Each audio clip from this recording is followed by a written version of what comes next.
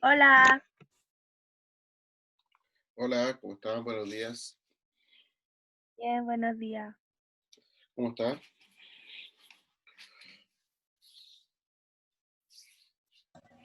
Oli, Hola, hola.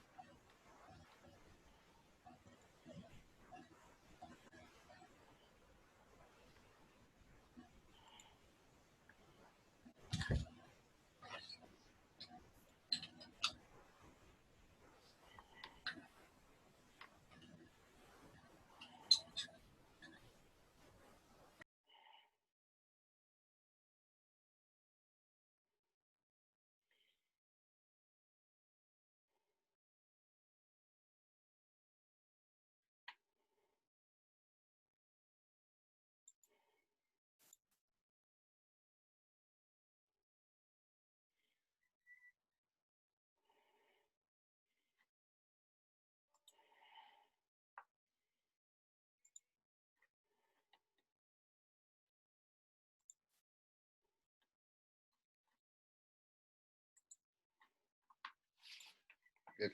Estoy esperando a ver si se conectan más compañeros de ustedes para poder empezar la clase ya. Vamos a esperar un poquito.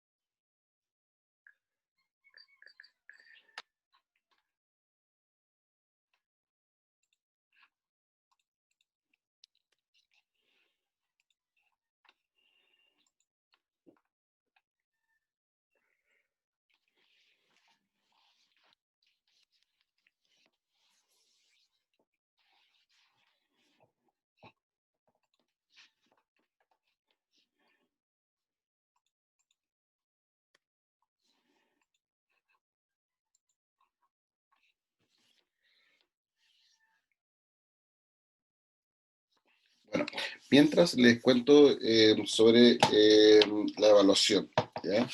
Eh, espero yo hoy día, o a más tardar mañana, eh, subir los resultados de la evaluación a Classroom, ¿ya? Igual varios me han mandado. No, tranquilo, ahora no se preocupe. Eh, Varios me han preguntado eh, por qué aparece como enviado, porque aparece como entregada algunas tareas y otras tareas aparecen como no entregada a pesar de haber enviado la prueba completa, ¿ya? La verdad es que sí, ha pasado eso. Sin embargo, eh, todas las personas que me han puesto no, que no le aparece como entregado, de todos modos tienen los resultados, tengo los resultados de su prueba, así que no hay problema con eso. Eh, por lo tanto, no habría ningún problema en la evaluación para poder poner su puntaje y su porcentaje de logro, ¿ya? Eh, Eso por una parte. Por otra, chiquillos, les pediría por favor para próximas evaluaciones similares que pongan su nombre completo, ¿ya? Pongan su nombre completo. Me ha pasado que tengo coincidencias de nombre y tengo que estarlos buscando y todo lo demás. Entonces, prefiero que me pongan por favor su nombre completo, su nombre y su apellido para poder identificarlos bien en las listas de los cursos, ¿ya?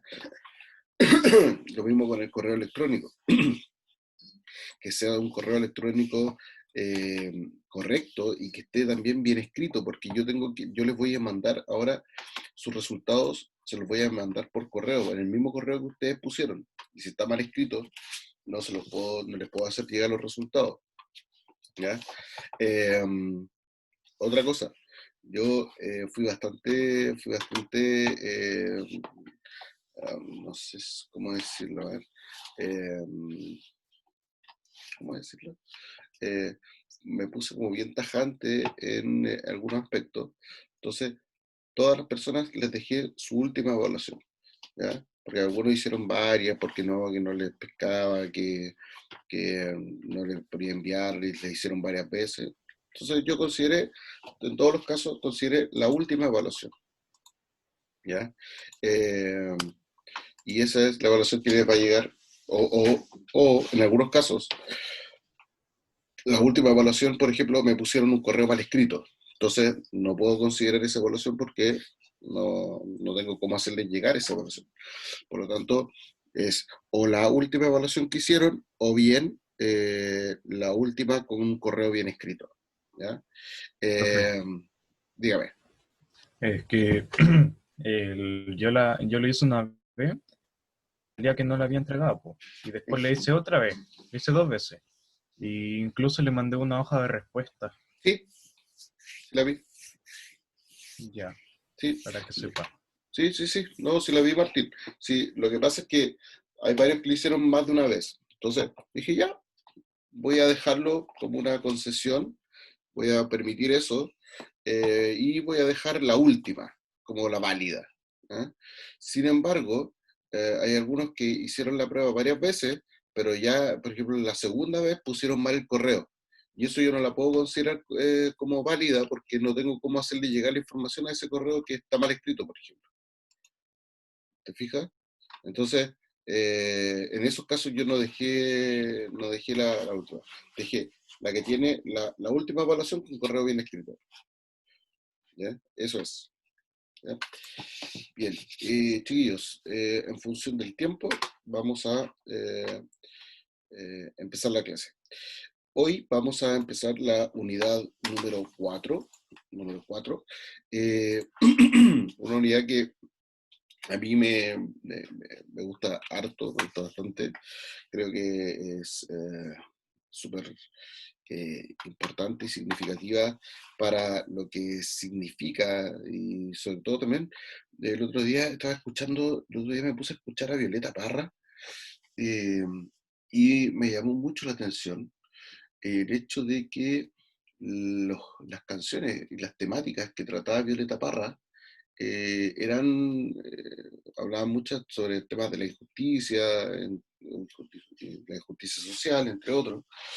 Y resulta que hay muchas cuestiones que se repiten hoy día. Claro, hoy día la base de la población no es campesina, eh, se dedica a otros tipos de funciones, pero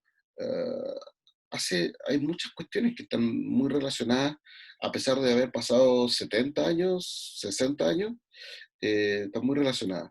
Lo que vamos a revisar nosotros desde hoy en la unidad 4 consiste en las características de Chile hacia mediados del siglo XX. ¿Ya? Hacia mediados del siglo XX. Y obviamente, como les digo, tiene que ver con un montón de aspectos. Tiene que ver con un montón de aspectos que tienen que ver con, finalmente, la justicia social o la búsqueda de la justicia social. Y bueno, vamos a ver qué resulta de esto. ¿Ya?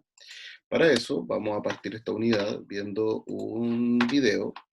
No lo vamos a ver completo, vamos a ver solo una parte de la serie Nuestro Siglo para que podamos caracterizar más o menos cómo era la vida en Chile en este periodo. Y no sé si puse el audio.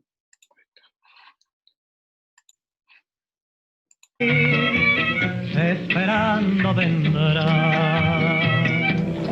Este bolero, compuesto por un chileno, era un éxito total a fines de los años 40. Eran años en que las ciudades crecían con gran rapidez y en nuestros grandes centros urbanos se vivía intensamente la bohemia nocturna. La Segunda Guerra Mundial ya había terminado y en Chile y en el mundo seguían tiempos de esperanza.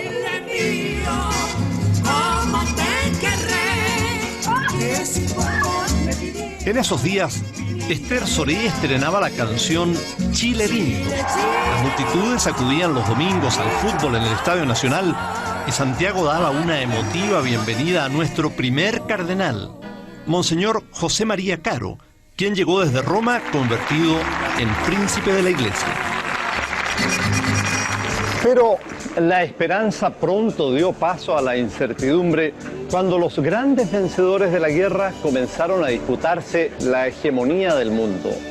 Mientras tanto, los chilenos íbamos a enfrentar nuestros propios conflictos sociales y políticos que no serían del todo ajenos a la extrema división que provocó la Guerra Fría.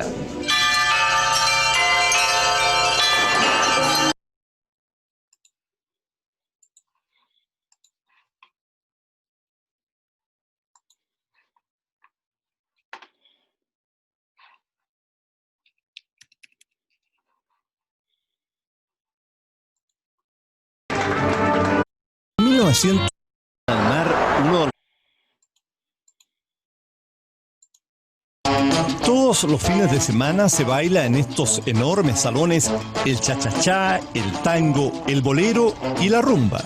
Desde el extranjero llegan las orquestas de moda como la de Javier Cugat, el rey de la rumba.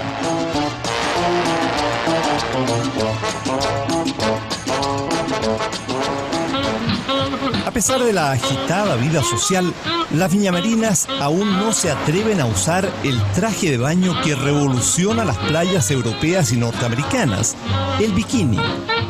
En 1946, la prenda es bautizada así en honor al archipiélago del mismo nombre donde Estados Unidos realiza sus ensayos nucleares.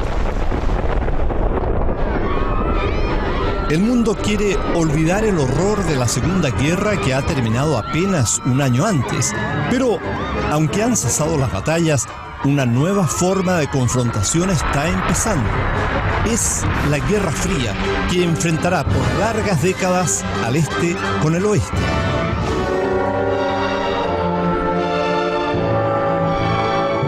En Chile, una trágica noticia enluta al país. En junio de 1946, el presidente Juan Antonio Ríos fallece.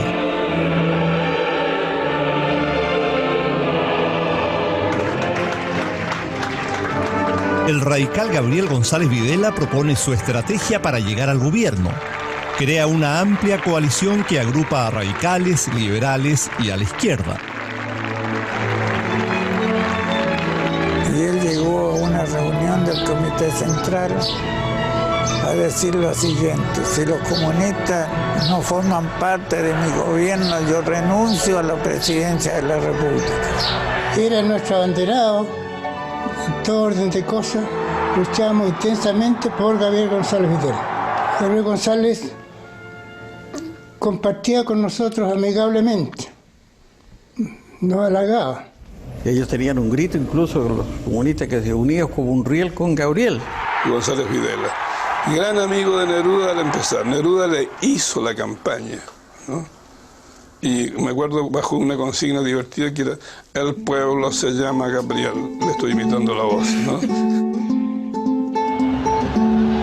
La alianza es todo un éxito y Gabriel González Videla asume el gobierno. Pero rápidamente comienzan las dificultades. En 1947 se realizan elecciones municipales y el único partido de la alianza de gobierno que crece en representación es el comunista. El derrotado Partido Radical acusa al PC de haber usado sus cargos públicos como plataforma para conseguir su victoria. El PC también lidera los sindicatos de una de las principales fuentes energéticas del país, la minería del carbón. Lota es el centro de una actividad vital para la industria y los ferrocarriles que unen al país de norte a sur. Bueno, en esos años yo salía de la casa a las 5 de la mañana para estar a las 7 en el trabajo, porque todo el trayecto se hacía a pie. Viví en pabellones. Los pabellones se conformaban de dos piezas. una cocina, porque no se podía decir comedor, y el dormitorio que era el segundo piso. Y ahí se gestaba toda la familia. Llegan al tope de 20 niños, conformaban con papá y mamá, abuelos y qué sé yo, en una sola pieza. A pesar de eso, todo eso, después venían las famosas camas calientes. ¿Qué significaba? Que se levantaba el dueño de casa, supongamos, iba a trabajar, y el pensionista que tenían ahí tomaba la misma cama del dueño de casa, dormía ahí. Y así había casos en que, como eran 3 turnos, entonces aparecían 3 dueños de casa. Siempre ves las noticias y piensas que no te pasará a ti. No estamos solas. ¿Te estás quedando en casa y tu auto también? Asegura tu auto con Seguro por Kilómetro de Seguros. Las fricciones entre González Videla y sus aliados comunistas no son un secreto. Es octubre de 1947 y los sindicatos de Lota, Coronel y Curanilahue se votan en huelga. El gobierno ofrece un aumento en los sueldos y las asignaciones familiares. Y no se aceptó aquí el porcentaje que entregaba. Entonces ahí se declaró, se dijo, sigamos, vamos a la huelga entonces. El gobierno de Gabriel González Videla toma medidas drásticas y envía al ejército a controlar la situación. Los militares tampoco no eran muy modernos como hoy día. Llegaron con burros, caballos, que se iba tirando todo su armamento. Que hubo que reanudar la faena nomás y los que se negaban eran tomados detenidos. Bueno, ahí estaban todos los trabajadores. Y llegó el presidente rodeado de militares. Entonces él, fíjese que tuvo la osadía de desafiar a los mineros, que fuera un minero valiente y se subiera a Procene a pelear con él. Imagínese, y podría ir David ante Goliat. El obrero chileno está engañado y está sirviendo a una potencia extranjera. Por lo tanto, los comunistas que sirven esos intereses serán combatidos por traidores a la patria. A estos comunistas no les doy ni les pido cuartel. Gabriel González Videla. La declaración de guerra de Gabriel González a los comunistas no es un hecho aislado. Se ha corrido una cortina de hierro a través del continente. Varsovia, Berlín, Praga, Budapest. Todas esas ciudades famosas y sus poblaciones están en lo que yo llamo esfera soviética. Winston Churchill.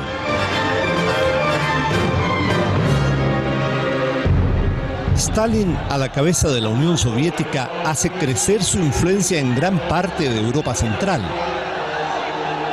En el mundo occidental se acrecienta el temor por el avance del comunismo. Gobiernos de coalición, como los de Italia y Francia, expulsan al Partido Comunista del poder. Y nuestro principal aliado comercial, Estados Unidos, inicia la llamada Caza de Brujas. Miles de norteamericanos acusados de comunistas serán perseguidos. El comunismo no es un partido político, es una forma de vida, una mala forma de vida. Revela un estado que a manera de enfermedad se extiende como epidemia. Como resultado de las tensiones que dividen al mundo y de los conflictos con el PC chileno, en 1948, el presidente González Videla logra que el Congreso apruebe la Ley de Defensa Permanente de la Democracia, que excluye a los comunistas de la vida pública. Nunca nos íbamos a imaginar que nos iba a traicionar dentro de muy poco tiempo. Pablo Neruda, senador por el PC, pronuncia en la Cámara Alta un discurso que titula Yo acuso. El poeta es desaforado e ingresa a la clandestinidad. Tiene que pensar que en esa época no era Neruda el único que estaba perseguido, estaban todos los comunistas de Chile perseguidos, porque por el hecho de ser miembro del Partido Comunista se caía detenido y se lo mandaban a Pisagua. Estaba haciendo clases, cuando llegan los carabineros, me dice don Ramón Arellano, aquí estoy, lo venimos a buscar.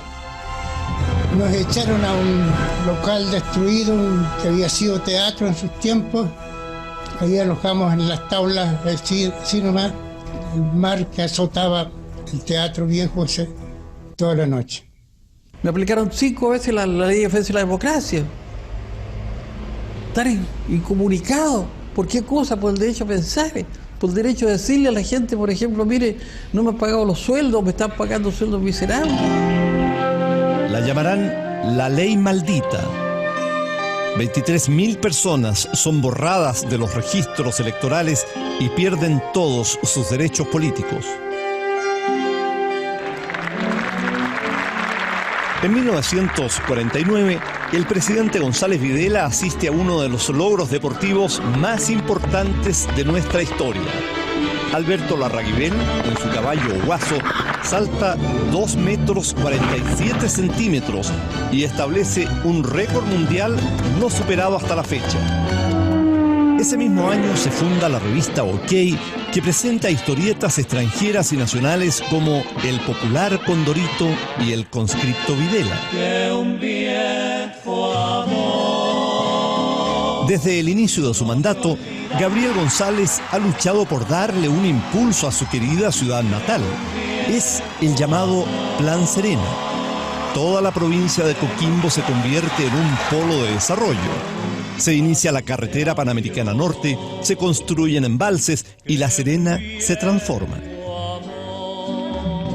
La herencia más atractiva de este plan en La Serena son los edificios de marcado estilo neocolonial que se encuentran en el centro de la ciudad. Asimismo, la remodelación de esta hermosa avenida, la Francisco de Aguirre, que fue decorada con 37 esculturas clásicas, casi todas ellas completamente desnudas.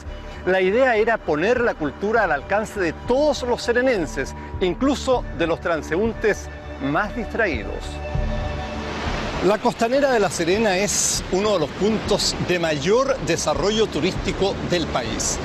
En 1951, desde estas costas se inició el primer vuelo hasta la isla de Pascua. Gestor de esta increíble aventura fue el capitán Roberto Parragué, quien, piloteando su avión, el Manutara, cumplió con la hazaña histórica de unir por primera vez en vuelo el continente con esa lejana posesión chilena. Impecable, reluciente, cuidadosamente revisado hasta en sus más mínimos detalles. El Manutara, pájaro de la buena suerte en pascuense, inicia su peligroso viaje a lo desconocido. A 3.750 kilómetros de la costa más cercana, Isla de Pascua es un pequeño punto en el océano. Sin instrumentos modernos de navegación, el capitán Parragué y sus tripulantes enfrentan el largo viaje igual que los primeros marinos, mirando el cielo. Para nosotros los instrumentos de respuesta era el sol, la luna y las estrellas. Aquí no había nada, solo el infinito, que tampoco sabíamos si íbamos a llegar. Tipo 2:30 de la mañana, el capitán Parragué llamó a su tripulación, pusimos el piloto automático y los preguntó, hasta este momento podemos regresar. Ni por la mente nos pasó volver. Nada, había que seguir. Seguimos. Y si hay que nadar, nadamos. Como 11:30, sí, el piloto gritó, el que iba al mando en ese momento, el teniente Aguilar, tierra a la isla. Y llegamos a la isla por el volcán, entramos por el volcán, digamos, Ranucao, por ahí lo vimos, volamos alrededor de la pista, 2 veces, ahí estaban los pascuenses, sabían abajo como estaban esperando. Y después cuando vino el pájaro, el Manutara, todos cantamos. El padre cantó, nosotros cantamos, hay un canto que se llama Y ora nao yo et Manutara.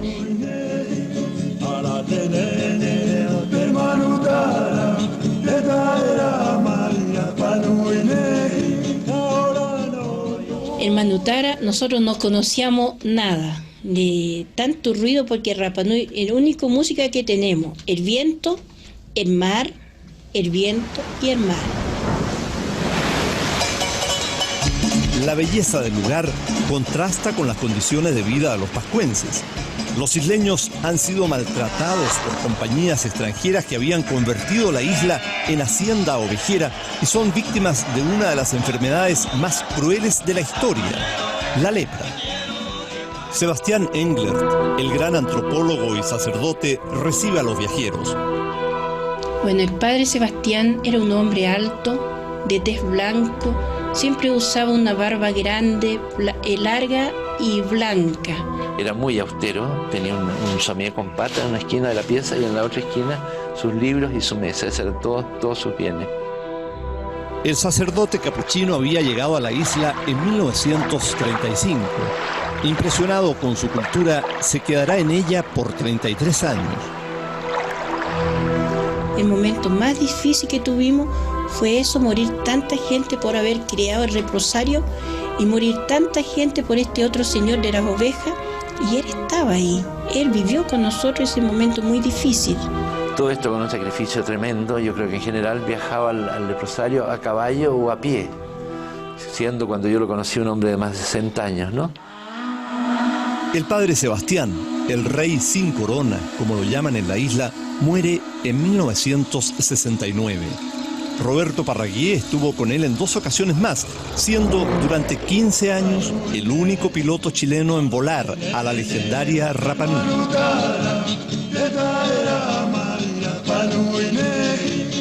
Y Toro Rapa Nui está muy agradecida por el señor Parragué, porque por él abrió el primer paso a Rapa Nui. Yo creo que nadie hubiera atrevido a llevar un manutar a Rapa Nui.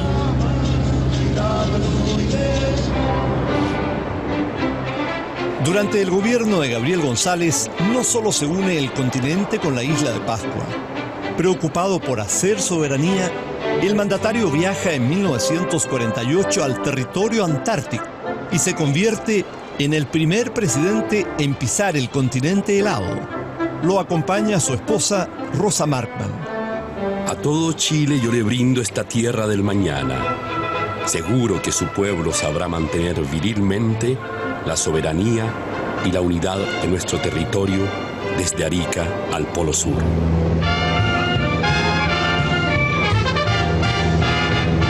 Como un claro apoyo a la nueva opción anticomunista de González Videla, el presidente de los Estados Unidos, Harry Truman, lo invita a su país enviándole su avión privado. Acepté la grata invitación de vuestra excelencia para visitar los Estados Unidos porque creo que en estos momentos es de toda conveniencia que los jefes de estados democráticos se pongan en contacto directo para estrechar los vínculos de cooperación internacional. En el Hotel Waldorf Astoria de Nueva York, nuestra primera dama recibe de parte del Comité Internacional de Madres de Norteamérica el título de Madre del Mundo. Pero ni el glamoroso viaje de la pareja presidencial será capaz de impedir que el Partido Radical sucumba en las siguientes elecciones presidenciales cuando resurja la figura de Carlos Ibáñez del Campo.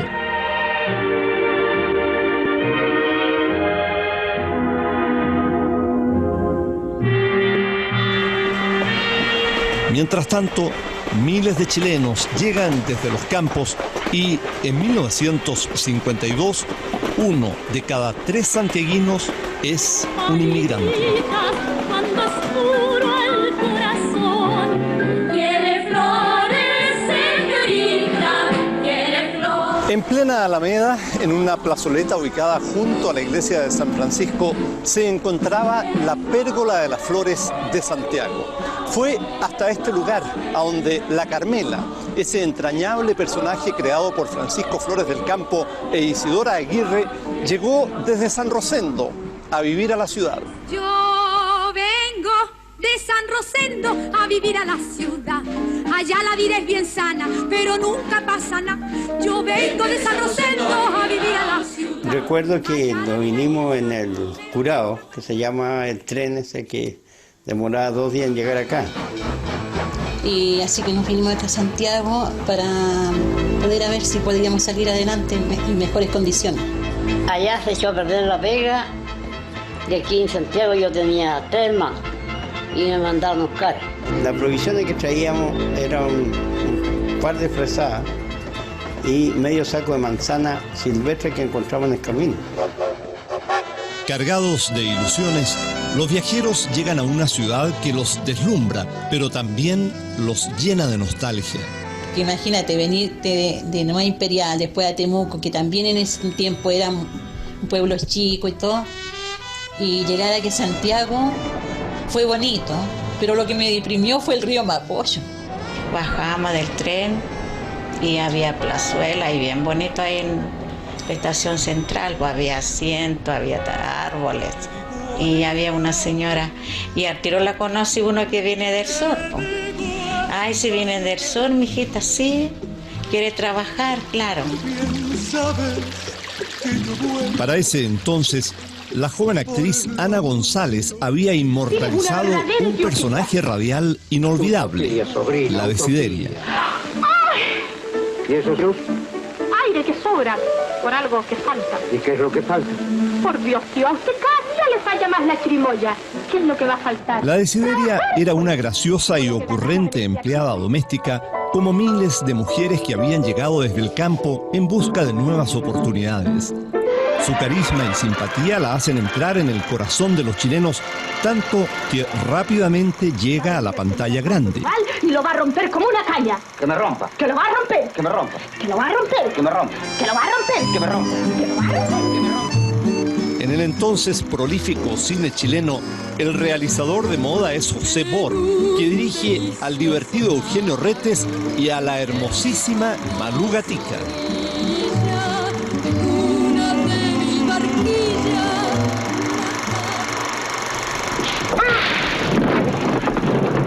En pleno esplendor, Hollywood produce 2 films inolvidables, el western A la hora señalada y la comedia musical Cantando bajo la lluvia.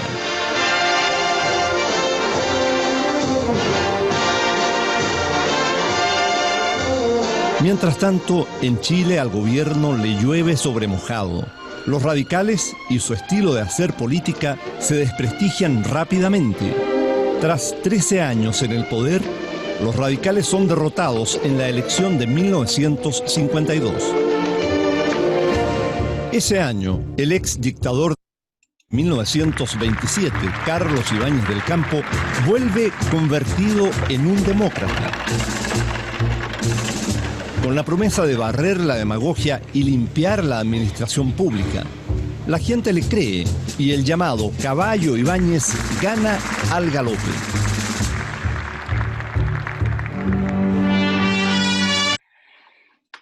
Bien. Vamos a dejar hasta ahí.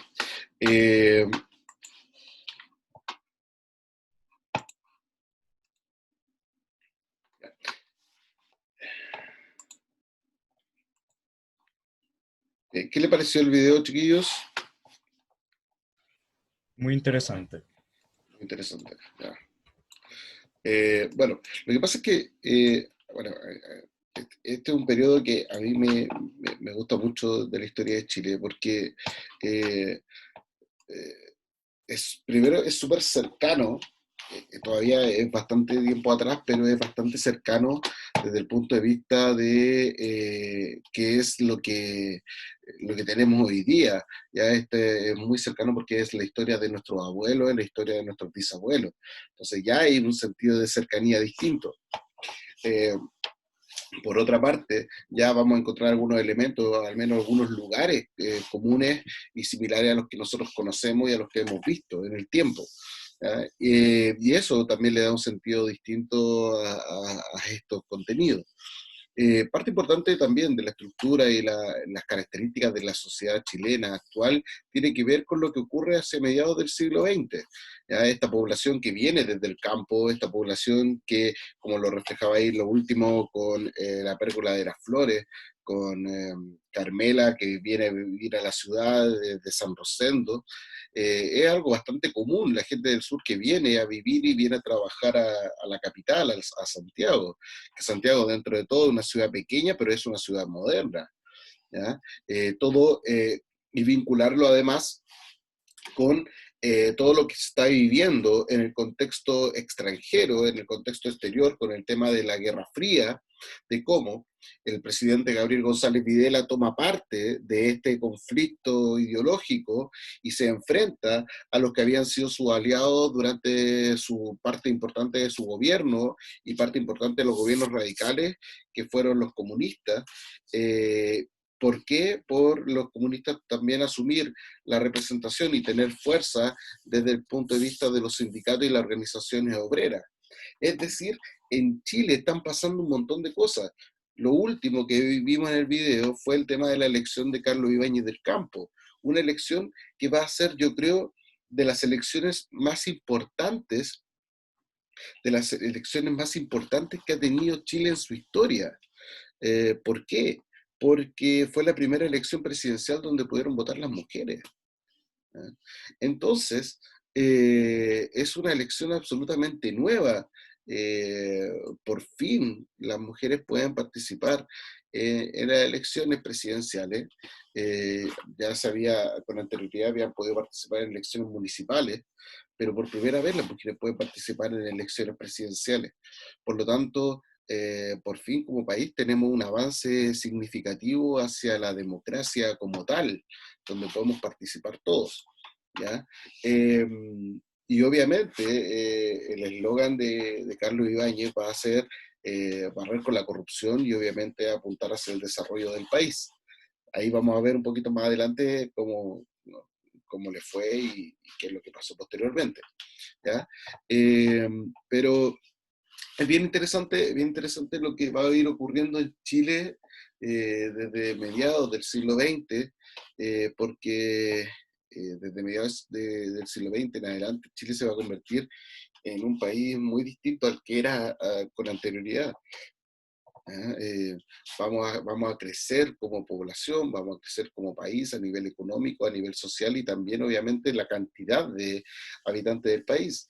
Chile hacia principios del siglo XX tenía alrededor de 4 millones de habitantes, termina el siglo XX con 15 millones de habitantes. O sea, en 100 años una población que va a crecer en 10 millones es un dato no menor, ¿ya?